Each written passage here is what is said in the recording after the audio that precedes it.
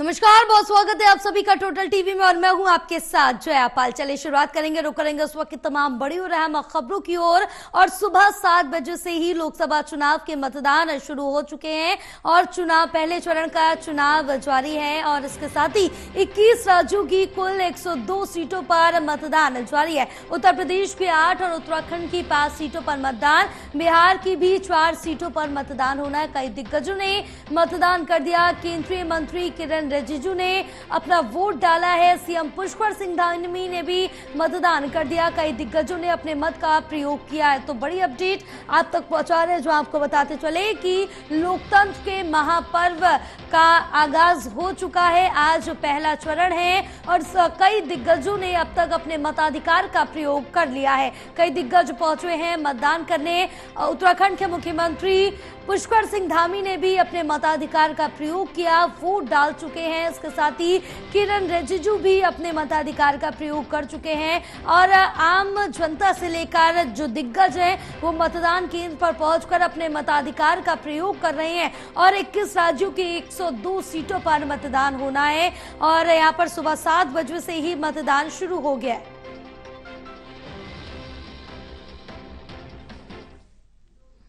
Appeal करेंगे? बस यही अपील है कि ये आपका भविष्य बदल सकता है, नगीना का भी, देश का भी और प्रदेश का भी। तो बहुत जिम्मेदार से वोट करें और ज्यादा से ज्यादा वोट करें। एक एक वोट कीमती है। यही वोट हम पे हथियार है। 5 साल जो अगर हमने जिसको वोट दिया उसने हमारी नहीं सुनी, तो अगले 5 साल एक ही दिन हम पे मौका था कि वोट से हम जो है अपने सारे समस्याओं का इलाज करें। और वो वोट हथियार है, इस हथियार का सही प्रयोग करें और नगीना के भविष्य का बेहतर फैसला लेने के लिए चंद्रशेखर आजाद की मदद करें। खुद बिजनौर में सीएम योगी 5-5 रैलियां करके जा रहे हैं, क्या देखते हैं? सीएम योगी क्यों, पूर्व चीफ मिनिस्टर भी 2-2 कहीं रैलियां करके गए हैं। ये इस बात का स्पष्टीकरण है कि आजाद समाज पार्टी का जो अलायंस है, जनता अलायंस, वो बहुत मजबूत है और जनता केतली के साथ खड़ी है। बीजेपी 400 पार का दावा कर रही है। सरसों के तेल की बात के दाम की बात करते हैं। मैं बार बार समझा रहा हूँ कि हम होने नहीं देंगे उसको भी, हम उसको भी रोक देंगे। अंत में फिर एक बार वोटरों से अपील, यही अपील कि अच्छे स्कूल, अच्छे कॉलेज, भ्रष्टाचार मुक्त जो है व्यवस्था और अच्छी कानून व्यवस्था, किसानों का हित, नौजवानों का हित, अच्छे रोजगार के साधन और इस क्षेत्र में अमन भाईचारा पैदा हो, इसलिए चंद्रशेखर आजाद की मदद करें और एक काम करने वाले व्यक्ति को मौका दें। आपने तीनों पार्टियों को मौका दिया, उन्होंने आपको सिर्फ आपकी भावनाओं को ठगा। अपनी भावनाओं को मजबूत करें, एक एक वोट परिवर्तन के लिए दें, केतली के निशान पर चंद्रशेखर आजाद को दें। वोट डाल। आज पूरे उत्तराखंड के लोग इस दिन का इंतजार कर रहे थे कि जल्दी से जल्दी मतदान का दिवस आए और हम सब मतदान करें। और लोगों में उत्साह है, लोगों में जोश है। सब लोग आदरणीय प्रधानमंत्री नरेंद्र मोदी जी को तीसरी बार प्रधानमंत्री बनाने के लिए उत्तराखंड के लोग उत्सुक हैं, अपनी बारी का इंतजार कर रहे हैं। सब मतदान करेंगे और ऐतिहासिक मतों से यहाँ से जीत होगी।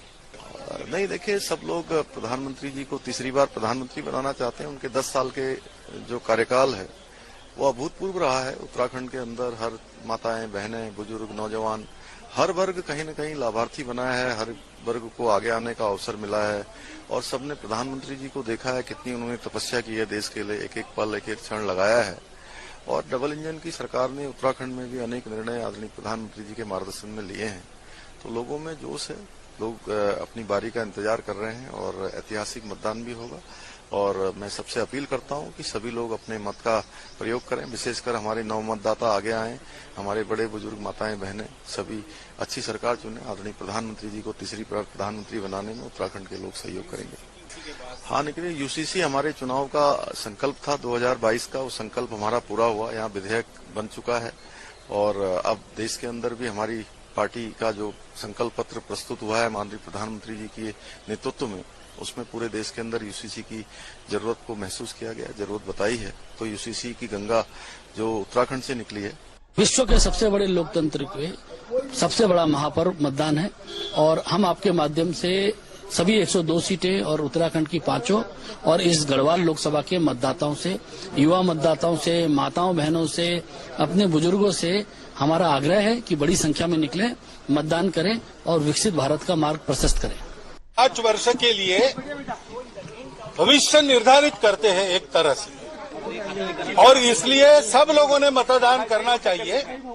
देश के हित को ध्यान में रखकर अपना विचार स्वयं करके मतदान करना चाहिए। और इसलिए आज सबसे पहला व्यक्तिगत कार्य मैंने ये किया है कि मैंने मतदान किया है।